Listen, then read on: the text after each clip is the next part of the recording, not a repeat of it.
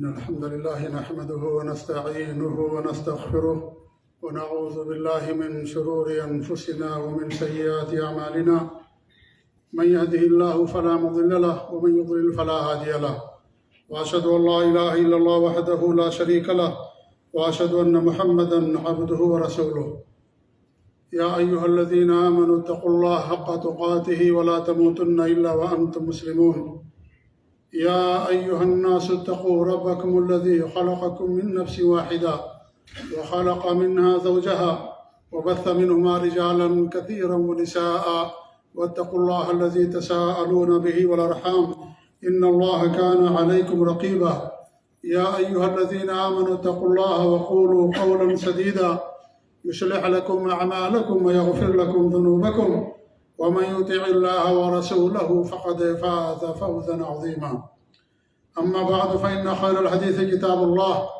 وخير الهدي هدي محمد صلى الله عليه وسلم وشر الأمور محدثاتها وكل محدثة بدعة وكل بدعة ضلالة وكل ضلالة في النار فأعوذ بالله السميع العليم من الشيطان الرجيم من همزه ونفخه ونفثه بسم الله الرحمن الرحيم فليحذر الذين يخالفون عن أمره أن تصيبهم فتنة أو يصيبهم عذاب أليم وقال في موضع آخر اليوم أكملت لكم دينكم وأتممت عليكم نعمتي ورضيت لكم الإسلام دينا وقال أيضا قل إن كنتم تحبون الله فاتبعوني يحببكم الله ويغفر لكم ذنوبكم والله غفور رحيم قل أطيعوا الله والرسول فإن تولوا فإن الله لا يحب الكافرين وقال رسول الله صلى الله عليه وسلم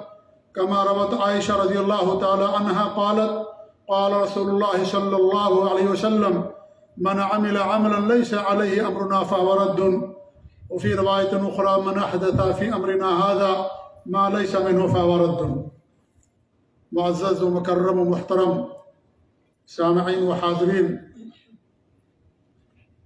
ہمارے ملکوں میں جہاں بہت ساری بدعات نے جڑ پکڑ لیا ہے اور وہ بدعات بڑی دھوم دھام سے منائی جاتی ہے، اس کا بڑا اہتمام کیا جاتا ہے، اس کے لیے باقاعدہ تیاریاں کی جاتی ہیں، وہ ہے شعبان کی 15ویں رات جسے ہمارے ہاں شب برات کہتے ہیں۔ آج شعبان کی 9 تاریخ ہے اور یہ شعبان کی 15 تاریخ کو یہ بدعت منائی جاتی ہے۔ اس کا اہتمام لوگ اس قدر کرتے ہیں کہ شب قدر سے بھی زیادہ لوگ اس کا اہتمام کرتے ہیں اور انتظار کرتے ہیں۔ شب قدر آتی ہے، گزر جاتی ہے، لوگوں کو پتہ تک نہیں چلتا ہے، لیکن جب یہ رات آتی ہے تو باقاعدہ مسجدوں کو سجایا جاتا ہے، قمقمے لگائے جاتے ہیں، بلکہ راستوں کو بھی قمقموں سے اور لائٹوں سے مزین کر دیا جاتا ہے، اور ایک بڑی تعداد میں لوگ مسجدوں کا رخ کرتے ہیں، مسجد میں جا کر کے نماز پڑھتے ہیں جماعت کے ساتھ، اور اجتماعی قبرستان کی زیارت کی جاتی ہے۔ عورتیں باقاعدہ کھانا بنا کر کے لے جاتی ہیں، وہ عورتیں جن کے شوہروں کا انتقال ہو چکا ہوتا ہے، اور وہ قبرستان میں جا کر کے پوری رات گزارتی ہیں، مرد بھی گزارتے ہیں، بچے بھی گزارتے ہیں۔ قبروں پر باقاعدہ پھول چڑھائے جاتے ہیں، جس طریقے سے کہ غیر مسلم اپنی سمادھی اور اپنی قبر پر پھول چڑھاتا ہے، اسی طریقے سے انہی کی نقالی میں اور انہی کی دیکھا دیکھی مسلمان بھی ساری حرکتیں کرتے ہیں۔ عورتوں کا عقیدہ ہوتا ہے کہ ہمارے شوہروں کی روحیں آتی ہیں اور کھانا کھا کر کے جاتی ہیں، اسی لیے بہترین پکوان بنا کر کے باقاعدہ قبرستان میں عورتیں لے جاتی ہیں، اور نہ جانے کیا کیا چیزیں کی جاتی ہیں اس رات، اور اس قدر اس کا اہتمام ہوتا ہے کہ اللہ المستعان کس قدر شیطان نے لوگوں کو بدعت کی راہ پر لگا دیا ہے۔ لوگ اسی کے اندر نجات سمجھتے ہیں اور اپنی گناہوں کی مغفرت کا ذریعہ سمجھتے ہیں۔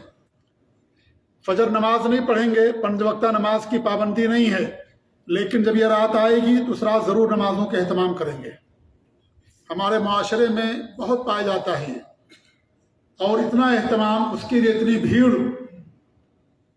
کہ اگر کوئی مسلم علاقہ ہے اور آپ اگر دوپہر سے پہلے نہیں نکل گئے تو اپنے گھر سے آپ نکل نہیں سکتے، راستہ جام ہو جاتا ہے، روڈ جام کر دیا جاتا ہے، ٹریفک جام ہو جاتی ہے، اس قدر بھیڑ ہوتی ہے۔ سب لوگ قبرستان کی طرف جاتے ہیں، عورتیں بھی ہیں، مرد بھی ہیں، سارے لوگ قبرستان کا رخ کرتے ہیں اور جا کر کے رات وہاں گزارتے ہیں۔ میرے بھائی، وہ ساری چیزیں دین کے اندر بدعت اور حرام ہے، ناجائز ہے یہ۔ اس کا نام لوگوں نے شب برات رکھا ہے، حالانکہ شب برات کا لفظ نہ قرآن میں آیا نہ حدیث کے اندر آیا ہے، اور اس کی اصل حقیقت میرے بھائیوں میں آپ لوگوں کو بتاؤں، اس سے پہلے بھی بتایا جا چکا ہے، چونکہ مناسبت ہے لہذا مناسبت سے بتانا ضروری ہے، کیونکہ وقت کی مناسبت کا خیال رکھتے ہوئے لوگوں کو نصیحت کیا جاتا ہے۔ یہاں بھی بہت سارے لوگ ہیں، مملکت سعودی عرب کے اندر بھی ہمارے ملک کے آئے ہوئے لوگ جو چپکے سے اپنے گھروں میں کیمپوں کے اندر مناتے ہیں۔ ابھی اس سے پہلے جو رات گئی ہے رجب کے مہینے میں، ہمارے یہاں رجب کی 27 تاریخ کو معراج مناتے ہیں۔ ہمارے پاس ایک صاحب نے فون کیا کہ لوگ جا کر کے کیمپوں کے اندر نماز پڑھ رہے ہیں، کون سی نماز ہے؟ ہم نے کہا بھائی چاند گرہن تو نہیں ہے؟ کہا کہ بہت سارے لوگ جا رہے ہیں نماز پڑھنے کے لیے، اور ان میں اکثر وہ لوگ ہیں جو کبھی نماز تک نہیں پڑھتے ہیں، وہی لوگ جا رہے ہیں نماز پڑھنے کے لیے۔ تو ہم نے غور کیا تو پتہ چلا کہ وہ شب معراج تھی، اس لیے لوگ رات کو جا کر کے نماز پڑھ رہے تھے۔ اللہ المستعان۔ دیکھیے، فرض نماز غائب، لیکن یہ نماز نہیں چھوٹنی چاہیے۔ یہ نماز اگر چھوٹ گئی تو گمراہی، اللہ کے رسول سے محبت کی دلیل لوگوں نے اسے بنا لیا، حالانکہ یہ شیطان سے محبت کی دلیل ہے، سنت سے محبت کی دلیل نہیں ہے۔ اللہ کے رسول کی سنت سے محبت کی دلیل کا ضابطہ اللہ نے بتا دیا، قُلْ إِن كُنتُمْ تُحِبُّونَ اللَّهَ فَاتَّبِعُونِی، اگر اللہ سے محبت ہے میری اتباع کرو، میری پیروی کرو، اللہ تمہیں اپنا محبوب بنا لے گا، تمہارے گناہوں کو معاف کر دے گا۔ اللہ معاف کرنے والا، رحم کرنے والا ہے۔ قُلْ أَطِیعُوا اللَّهَ وَالرَّسُولَ، اے نبی فرما دیجیے اللہ کی اطاعت کرو، رسول کی اطاعت کرو۔ فَإِن تَوَلَّوْا، اگر تم نے اعراض کیا نبی کی اطاعت سے، اللہ تعالیٰ کی اطاعت سے، فَإِنَّ اللَّهَ لَا يُحِبُّ الْكَافِرِينَ، اللہ کافروں کو پسند نہیں کرتا ہے۔ اللہ کے رسول کی اطاعت سے روگردانی، اللہ اور اس کے رسول کی اطاعت کو چھوڑ دینا، یہ کفر ہے، یہ شیطان کی راہ ہے، اس سے شیطان خوش ہوتا ہے۔ تو لوگوں کو لگا دیا ہے شیطان نے، ایک رات عبادت کر لوگے سارے گناہوں کو اللہ معاف کر دے گا۔ لوگوں کو آسانی چاہیے، دن میں 5 مرتبہ نماز پڑھنا پڑتا ہے، بڑی محنت کرنی پڑتی ہے، پاک و صاف رہنا پڑتا ہے۔ زندگی میں ایک بار کر لیجئے نماز، سیدھے جنت کے اندر چلے جائیں گے۔ کیا ضرورت ہے 5 وقت نماز پڑھنے کی، اپنے آپ کو محنت کرنے کی؟ کیا ضرورت ہے؟ تو میرے بھائی، شیطان نے اس طریقے سے لوگوں کی بدعت کی راہ پر لگا رکھا ہے کہ افسوس ہوتا ہے۔ شب قدر کتنی فضیلت ہے شب قدر کی، ایک رات کی عبادت 1000 مہینے کی عبادت سے بہتر ہے، لیکن جب شب قدر آتی ہے ہماری مسجدیں خالی رہتی ہیں، مسجدوں میں کوئی جاگنے والا نہیں ملے، گھروں کے اندر بھی کوئی نہیں جاگتا ہے، کوئی اس کا اہتمام نہیں کرتا، جبکہ قرآن شاہد ہے اس کی فضیلت اور اس کی اہمیت پر، لیکن اس کا کوئی اہتمام ہمارے ملک کے اندر نہیں ہوتا۔ کس کے اندر لوگ زیادہ چاق و چوبند رہتے ہیں؟ جو بدعات اور خرافات، عید میلاد النبی اور اس طریقے سے شب برات، شب معراج اور نہ جانے کیا کیا بدعات لوگوں نے ایجاد کر رکھی ہے، اس کے اندر پہلی صف کے اندر نظر آئیں گے اور آگے آگے نظر آئیں گے اور اپنے آپ کے مسلمان ہونے کا ثبوت مہیا کریں گے۔ میرے بھائیوں، یہ سراسر حرام ہے۔ یہ شب برات کی کوئی حقیقت نہیں ہے، یہ سب ہمارے ملکوں کے اندر ایجاد کی ہوئی بدعات میں سے ایک بڑی بدعت ہے جسے لوگوں نے بنا رکھا ہے، اور اگر اس کی گہرائی میں آپ جائیں گے، حقیقت میں اور اس کی اصل پر غور کریں گے تو معلوم پڑے گا کہ یہ رافضیوں اور شیعوں اور جو دشمنان صحابہ ہیں، اسلام اور مسلمانوں کے دشمن ہیں، ان کی ایجاد کردہ یہ بدعت ہے۔ وہ لوگ شب برات کیوں کہتے ہیں؟ شب برات کا معنی ہوتا ہے بیزاری والی رات۔ برات کہتے ہیں بیزاری، لا تعلقی، کسی سے تعلقات توڑ لینا، اس کو برات کہا جاتا ہے عربی زبان میں۔ بارات نہیں ہے جو ہمارے یہاں شادی میں جاتے ہیں، بارات نہیں، برات۔ برات مطلب بیزاری، قطع تعلقی، تعلقات کو توڑ لینا، اس کو برات کہا جاتا ہے۔ قرآن میں ایک سورت ہے، اس کا نام برات ہے، اس کا نام سورہ توبہ بھی ہے۔ اس کا پہلا لفظ ہے براءۃ من اللہ ورسولہ، اللہ اور اس کے رسول کی طرف سے بیزاری کا اعلان کیا جا رہا ہے کن لوگوں کے لیے؟ جو اللہ اور اس کے رسول پر ایمان نہیں لاتے، کفر کرتے۔ تو برات مانے بیزاری، قطع تعلقی۔ شب مانے رات، شب یہ فارسی لفظ ہے، تو بیزاری والی رات کیوں کہتے ہیں؟ کبھی آپ نے غور کیا ہے؟ کیا قرآن میں کہا گیا حدیث کے اندر کہ اللہ تعالیٰ اس رات لوگوں کو جہنم سے آزاد کرتا ہے؟ کیا اللہ تعالیٰ جو ہے غیر مسلموں سے یا کفار و مشرکین سے بیزاری کا اعلان کرتا نہیں؟ اس رات کی کوئی فضیلت، اس رات کے تعلق سے کہ جہنم سے آزادی کے تعلق سے کوئی حدیث نہیں آتی ہے۔ تو کیوں اس کو کہا گیا شب برات؟ کیوں لوگوں نے اس کا نام شب برات رکھا؟ یہ جاننے کا مسئلہ ہے، جاننا چاہیے کہ ہمیں شب برات اس کو کیوں کہا جاتا ہے۔ اس کی حقیقت یہ ہے کہ شعبان کی 14ویں تاریخ یہ شیعوں کا جو 12واں امام ہے، وہ جو کسی غار کے اندر چھپ گیا ہے، جس کو امام غائب کہتے ہیں، جو تقریباً 700 یا 800 سالوں سے غائب ہے، اور اصلی قرآن جسے وہ لوگ مصحف فاطمہ کہتے ہیں، اس قرآن کو لے کر کے غار کے اندر چھپا ہوا ہے۔ اور وہ 14ویں تاریخ کو کیا کرتے ہیں؟ اس امام کی ولادت پر جشن مناتے، خوشی مناتے ہیں۔ ان کا جو 12واں امام ہے، اسی لیے ان کو اثنا عشری بھی کہا جاتا ہے۔ کیوں کہتے ہیں؟ کیونکہ یہ 12 اماموں کا عقیدہ رکھتے ہیں۔ 12 امام جو سب معصوم ہیں، نبیوں سے بھی ان کا اونچا مقام ہے، عالم الغیب ہیں، دنیا کے اندر تصرف کرتے ہیں، دنیا ان کے اشارے پر چلتی ہے، کان ما یکون کی خبر، ساری چیزیں انہیں معلوم رہتی ہیں۔ یہ ائمہ کے بارے میں روافض کا عقیدہ ہے، یہ سب ان کی کتابوں کے اندر درج ہے۔ ان میں ایک لفظ بھی میں اپنی طرف سے نہیں کہتا۔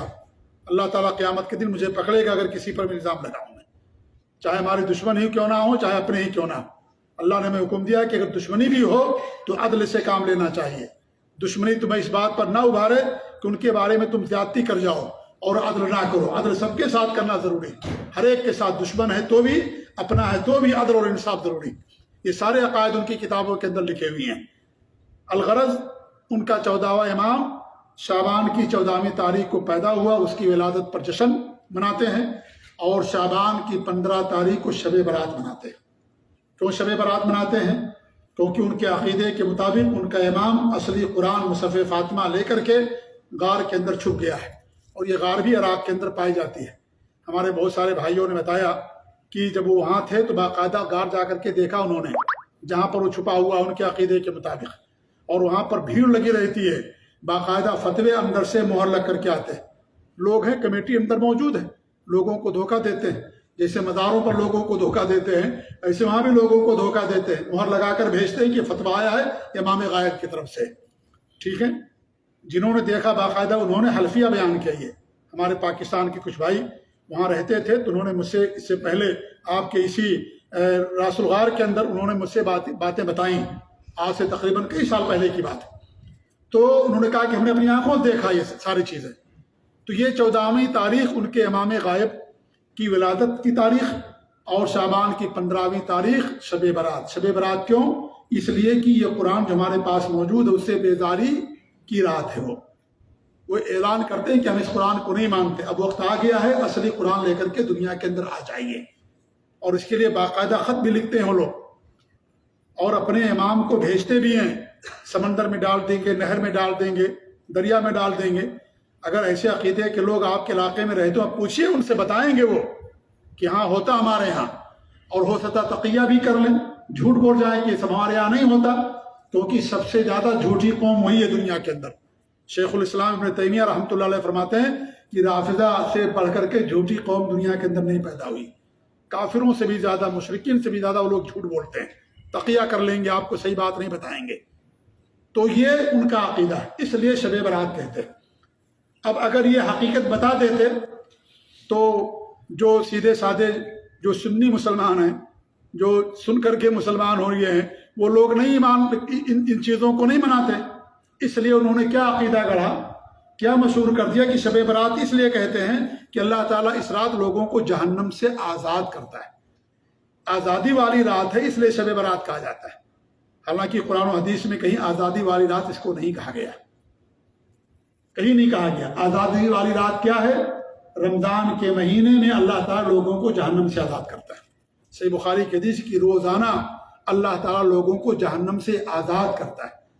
رمضان کا مہینہ جہنم سے آزادی کا مہینہ ہے، اور اس طریقے سے عرفات کے دن اللہ تعالیٰ لوگوں کو جہنم سے آزاد کرتا ہے۔ عرفات کے دن. لیکن شعبان کی 15 تاریخ کسی بھی حدیث کے اندر نہیں آتا کہ اللہ تعالیٰ لوگوں کو جہنم سے آزاد کرتا ہے. لیکن انہوں نے جھوٹی بات کہی اور یہ چیز لوگوں کے اندر مشہور کر دیا. کون نہیں چاہے گا بھائی جہنم سے آزادی؟ ہر انسان چاہتا ہے جنت، ہر انسان جہنم سے بچنا چاہتا ہے. بہت مختصر فارمولہ مل گیا، ایک رات جشن منا لو، جا کر کے نماز پڑھ لو، خلاص جہنم سے آزادی کا پروانہ مل گیا، تمہیں کچھ کرنے کی ضرورت نہیں ہے. تو یہ میرے بھائیو اصل حقیقت ہے اس بدعت کی، جو میں نے آپ کے سامنے کھول کر کے بڑے مختصر لفظوں میں نے آپ کے سامنے بیان کیا. اس رات اور بھی بہت ساری چیزیں کی جاتی ہیں. ہمارے یہاں لوگ حلوہ بھی کھاتے ہیں، حلوہ خوری کی رسم بھی ادا کی جاتی ہے، اور اس کے لیے ایک افسانہ سنایا جاتا ہے. افسانہ کہ آپ صلی اللہ علیہ وسلم نے اس رات کھایا اور آپ کے دندان مبارک شہید ہو گئے تھے، اس لیے ہم بھی کھاتے اللہ کے رسول صلی اللہ علیہ وسلم کی سنت اور آپ کی اتباع میں. ویس القرنی کا افسانہ لوگوں کے سامنے بیان کیا جاتا ہے کہ انہوں نے اس طریقے سے کھایا تو اتنا ان کا مقام ملا، مرتبہ ملا. تو میرے بھائی یہ بھی سن لیجئے کہ اللہ کے رسول صلی اللہ علیہ وسلم کے دانت کب توڑے گئے تھے؟ غزوہ احد کے اندر. غزوہ احد رمضان کے بعد جو مہینہ آتا، شوال کا مہینہ، شوال کے مہینے میں غزوہ احد پیش آئی تھی. رمضان کے بعد. شعبان کب آتا ہے؟ شعبان تو رمضان سے پہلے آ جاتا ہے. اور شوال کب آتا ہے؟ رمضان کے بعد آتا ہے. رمضان، شوال، ذی القعدہ، ذی الحجہ. ابھی شعبان چل رہا، پھر رمضان آئے گا. تو ہمارے نبی نے مان لیجیے اگر حلوہ کھایا تھا تو پھر اس تاریخ کو کھایا ہوگا جس رات ہمارے نبی صلی اللہ علیہ وسلم کے دندان توڑے گئے تھے، یا جس دن یہ واقعہ پیش آیا تھا. لیکن شعبان میں تو آپ نے نہیں کھایا ہوگا، تو شعبان میں کیوں کھایا جاتا ہے؟ سوچنے کی بات ہے میرے بھائی، یہ ساری باتیں. اور اللہ کے رسول صلی اللہ علیہ وسلم نے اس طرح کا حلوہ تو نہیں کھایا ہوگا جس طریقے سے ہمارے ملکوں کے اندر کھایا جاتا ہے. اس میں ہر قسم کے ڈرائی فروٹس رہتے ہیں، باقاعدہ مسابقہ اور مقابلہ ہوتا ہے کہ اس بار کس کا حلوہ سب سے بہتر رہا، کس نے اتنا زیادہ خرچ کیا. آپ صلی اللہ علیہ وسلم تو بغیر چھنا ہوا آٹا بھی آپ کو میسر نہیں ہوتا تھا. مہینے گزر جاتے تھے، آپ کے گھر کے اندر چراغ نہیں جلتا تھا، پانی اور کھجور کھا کر کے آپ زندگی گزارتے تھے. حلوہ کھانا غلط نہیں ہے، لیکن اسے سنت کا نام دے کر کے کھانا یہ غلط ہے، اور اس رات کھانا یہ غلط ہے. آپ حلوہ کھائیے، ہر دن کھائیے، کون منع کرتا آپ کو؟ میٹھی چیز ہے، لیکن سنت کا نام دے کر کے، اللہ کے رسول کی سنتوں کو چھوڑ کر کے، ان سنتوں کو چھوڑ کر کے اور بدعات کا سنت کا نام دے کر کے اللہ کے رسول صلی اللہ علیہ وسلم سے محبت کی دلیل بنا کر کے کھانا، یہ سراسر حرام ہونا جائز ہے. آپ جو مرضی جو کھانا کھائیے، جو چیز حلال ہے شریعت میں کھا سکتے ہیں. آپ اونٹ کا گوشت کھائیے، بکری کا گوشت کھائیے، گائے کا گوشت کھائیے، بھینس کا گوشت کھائیے، پورا بکرا اکیلے کھا جائیے، کون آپ کو منع کرتا ہے؟ لیکن آپ اسے سنت کا نام دے کر کھائیں گے کہ ہمارے نبی نے اس رات کھایا تھا لہٰذا ہم بھی کھاتے ہیں، یہ چیز غلط ہو جاتی ہے. ہمارے نبی نے اس رات نہیں کھایا تھا. ہمارے نبی نے اگر کھایا بھی تھا، مان لیجیے تھوڑی دیر کے لیے، تو کوئی ایسی غذا کھائی ہوگی جو ہلکی پھلکی رہی ہوگی، اسے حلوہ دے دینا، یا حلوہ بھی کھایا ہوگا مان لیں تھوڑی دیر کے لیے، تو شوال کے مہینے میں کھایا ہوگا، نہ کہ شعبان کے مہینے میں. تو پھر پہلے یہ چیز کیوں کر لی جاتی ہے؟ تو اس لیے میرے بھائی یہ بھی چیز حرام غلط ہے شریعت کے اندر.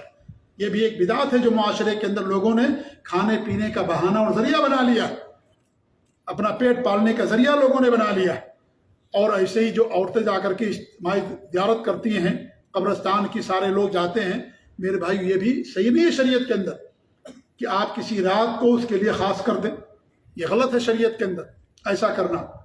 آپ اجتماعی، آپ قبرستان کی زیارت کبھی بھی کر سکتے ہیں، آپ اس کو خاص کر دیں کہ ہم شعبان کے 15 تاریخ کو جائیں گے، یہ چیز بدعت ہو جائے گی، کیونکہ ہمارے بھی اس کو خاص نہیں کیا ہے. جب آپ کو موقع ملے تب آپ کر لیجئے. اب یہ تو فیشن بن گیا ہے، یہ تو باقاعدہ ایک عادت بن گئی ہے، اور اس طریقے سارے لوگ جاتے ہیں اور رات بھر جا کر کے وہاں گزارتے ہیں. آپ کبھی بھی قبرستان کی زیارت کر سکتے ہیں. اس کو کسی دن خاص کر دینا کہ میں فلاں دن جاؤں گا، فلاں رات جاؤں گا، عید کے دن جاؤں گا، بقرعید کے دن جاؤں گا، یا مہینے میں فلاں تاریخ کو جاؤں گا، یہ چیز بدعت ہو جاتی ہے. جو چیز عام ہے اس کو عام رکھے، جو مطلق اس کو مطلق رکھیے، اس کو مقید کر دینا، خاص کر دینا، یہی سے اس کے اندر بدعت آ جاتی ہے، کیونکہ ہمارے نبی نے اس کو خاص نہیں کیا. ہمارے نبی نے قبرستان کی زیارت کے لیے دن خاص نہیں کیا ہے، بلکہ عام رکھا، جب انسان کو موقع ملے جا کر کے زیارت کر لے.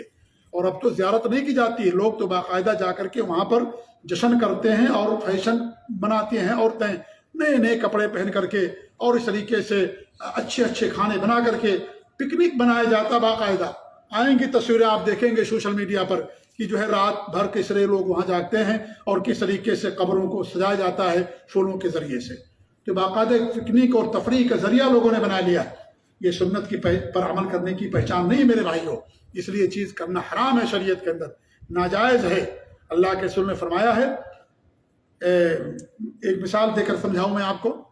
جمعہ کے دن سورہ کہف پڑھنے کی فضیلت ہے, اس لیے کہ ہمارے نبی کی حدیث ہے, ہم اس کو پڑھیں گے. ہمارے نبی نے فرمایا کیا جائے گا اس کو, لیکن اس کے علاوہ کسی اور دن اگر آپ خاص کر دیں گے کہ میں بھی ہر بدھ کو میں سورہ کہف پڑھوں گا جمعہ کو چھوڑ کر کے, یہی چیز غلط ہو جائے گی. جب آپ کو موقع ملے پڑھ لیجئے, لیکن جس دن کی فضیلت ثابت ہے اس دن آپ کریں گے, وہ چیز سنت سے محبت کی دلیل ہوگی.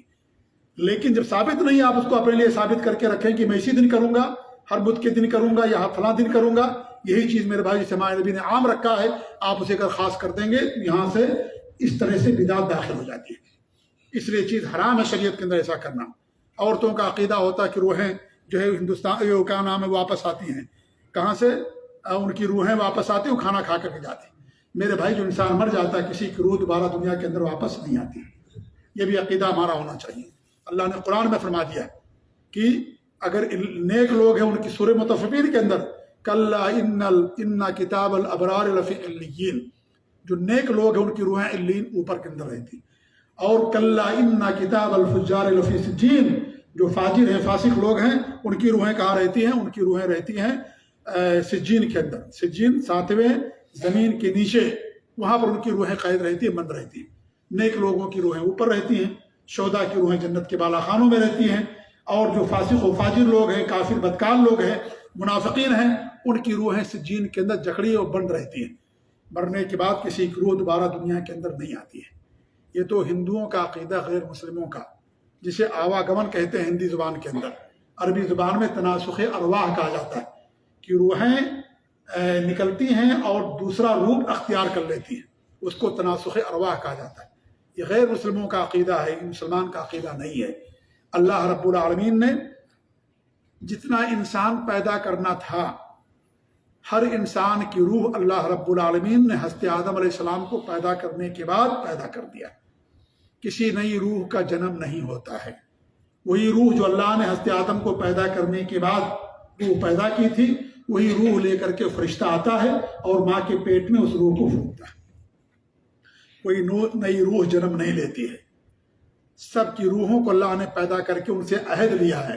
اللہ نے قرآن کے اندر بیان کیا اس حقیقت کو کہ اللہ نے فرمایا کہ الست بربکم قالوا بلی, کیا میں تمہارا رب نہیں ہوں؟ ہم سب نے کہا, ہماری روحوں نے کہا کہ اللہ تو ہی ہمارا رب ہے. ہر انسان کی روح نے اللہ تعالیٰ کے ایک ہونے کے اقرار کیا. اسی لیے ہر انسان کی فطرت ہے توحید, کیونکہ ہر انسان کی روح نے ایک اللہ کا اقرار کیا, اللہ تو ہی ہمارا رب ہے. اور ہمارے بھی حدیث ہے, ہر بچہ کل مولود یولد الفطرہ فابواہ یہودانہ او ینصرانہ او یمجسانہ, ہر بچہ دین اسلام پر فطرت پر پیدا ہوتا ہے, توحید پر پیدا ہوتا ہے. اب اس کے ماں باپ اس کو نصرانی بنا دیتے ہیں, مجوسی بنا دیتے ہیں, یہودی بنا دیتے ہیں. ہمارے نبی نہیں بتایا کہ اس کو مسلمان بنا دیتے. کیوں؟ اس لیے کہ ہر بچہ توحید اور پر پیدا ہوتا ہے, اسلام پر پیدا ہوتا ہے, اس لیے ہمارے نبی نے نہیں فرمایا. تو روح سب کی اللہ نے پیدا کر دی, کسی نئی روح کا جنم نہیں ہوتا ہے. تو یہ عقیدہ رکھنا کہ روح آتی ہے, کھانا کھا کر کے جاتی ہے. کھانا انسان کھاتا ہے, انسان روح اور جسم کے مرکب کا نام ہے, وہ کھاتے ہیں. انسان روح کھانا نہیں کھاتی ہے. انسان اگر مر گیا, کھانا رکھ دیجیے, زندگی بھر پڑا رہے گا, قیامت تک کھانا نہیں کھا پائے گا. روح نہیں اس کے پاس, حرکت نہیں کر سکتا وہ. تو اس طریقے سے یہ عقیدہ کی روحیں آتی ہیں, یہ غیر مسلموں کا عقیدہ. وَمِن وَرَائِهِمْ بَرْزَخٌ إِلَىٰ يَوْمِ يُبْعَثُونَ, اللہ فرماتا ہے ایک دیوار ہے, ایک آڑ ہے, جب تک دوبارہ سور نہیں پھونک دیا جائے گا, جب تک دوبارہ لوگ قبروں سے نہیں اٹھیں گے, کسی کی روح دنیا کے اندر واپس نہیں آتی ہے. قرآن میں اللہ رب العالمین نے فرمایا. تو کسی کی روح واپس نہیں آتی. یہ بے عقیدگی ہے اور بدعقیدگی کی انتہا ہے کہ غیر مسلموں کا لیا ہوا عقیدہ اس پر پالش کر کے اسلام کا نام لے کر کے مسلمانوں کے اندر داخل کر دیا کہ سب کی روحیں آتی اور کھانا کھا کر کے جاتی. اس لیے میرے بھائی ساری چیزیں بدعات ہیں, خرافات ہیں. علماء نے ان کی بدعات ہونے کی باقاعدہ فتویٰ دیا ہے. شیخ امام مفتی ابن باز رحمۃ اللہ علیہ, شیخ امام علامہ ابن عثیمین رحمۃ اللہ علیہ, بڑے بڑے علماء, بڑے بڑے ائمہ کرام یہاں کے اور دیگر ملکوں نے, ان سے پوچھا گیا, کہا کہ کل سب کے سب بدعات ہیں, یہ ناجائز اور حرام ہے. کرنا جائز نہیں ہے یہ جو ساری چیزیں شب برات کے دن یا اس رات لوگ کرتے ہیں۔ تو میرے بھائیوں، سنت سے کی پیروی کیجیے۔ اللہ کے سوک حدیث من احدث فی امرنا ھذا ما لیس منہ فہو رد، جس نے نئی چیز پیدا کی اس دین کے اندر وہ مردود ہے، اللہ اسے قبول نہیں کرے گا، اللہ اسے قبول نہیں کرے گا۔ ہمارے لیے سنت کافی ہے، ہمارے لیے سنت کافی ہے۔ بدعت یہ چور دروازہ ہے کفر کا، شیطان بدعت سے زیادہ خوش ہوتا ہے، ابلیس کو زیادہ خوشی بدعت سے ہوتی ہے، اس لیے بدعت سے توبہ کیجیے۔ بدعتیوں کو اللہ کے رسول صلی اللہ علیہ وسلم قیامت کے دن اپنے حوض سے بھگا دیں گے، اس لیے سنت کی راہ کو اپنائیے۔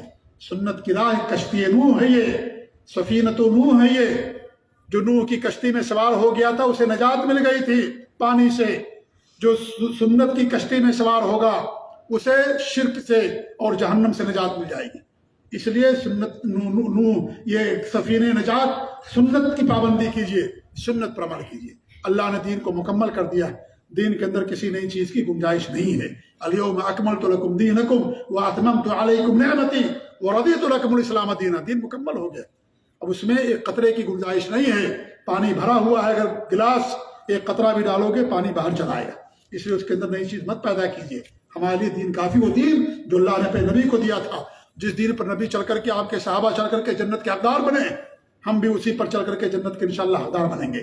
اگر نئی چیز پیدا کریں گے یہ گمراہی ہوگی، گمراہی انسان کو جہنم کے اندر لے جانے والی۔ فَلْيَحْذَرِ الَّذِينَ يُخَالِفُونَ عَنْ أَمْرِهِ أَن تُصِيبَهُمْ فِتْنَةٌ أَوْ يُصِيبَهُمْ عَذَابٌ أَلِيمٌ، جو اللہ کے رسول کے حکم کی مخالفت کرتے ہیں، روگردانی کرتے ہیں، انہیں اللہ سے ڈرنا چاہیے کہ فتنے سے دو چار ہو جائیں یا دردناک عذاب آ کر کے ان کو پکڑ لے۔ یہ دو عذاب جو ہے آج ہمارے پاس، یہ بدعتوں پر عمل کرنے کا نتیجہ ہے، ہمارے گناہوں کا نتیجہ ہے، ہماری بدعمالیوں کا نتیجہ ہے۔ اس لیے تمام چیزوں سے توبہ کریں، روئیں اللہ تعالیٰ سے، بدعت کو چھوڑیں اور سنت کو اپنائیں۔ سنت میرے بھائیوں ہمارے لیے کافی ہے۔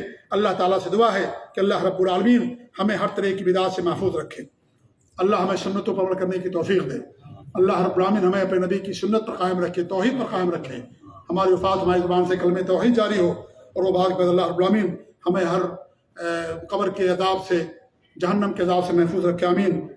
بارک اللہ لی ولکم فی القرآن العظیم ونفعنی وإیاکم بالآیات والذکر الحکیم، انہ تعالی جواد کریم ملک بر رؤوف الرحیم۔